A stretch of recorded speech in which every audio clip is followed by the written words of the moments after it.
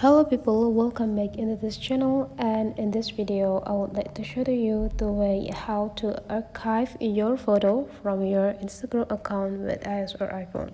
So the first thing that you have to do is just go visit your Instagram application and make sure that you are signed or logged in with your account. And after that, if you are stay in a home section, now you just need to visit and jump into your profile.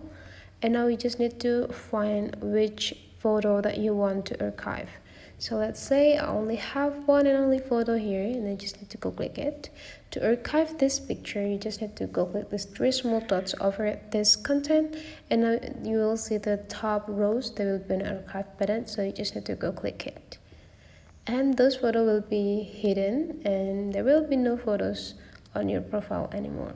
And how to bring them back, go click these three straight lines and go visit the archive and make sure that you are stay in a pause archive here, and here is the photo that you already hide before.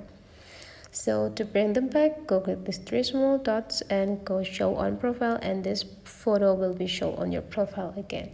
So that's the way how to archive the photo on your Instagram account. Hopefully this tutorial today is useful for you guys. So don't forget to leave some comment, like and subscribe into this channel, and I will see you for the next video.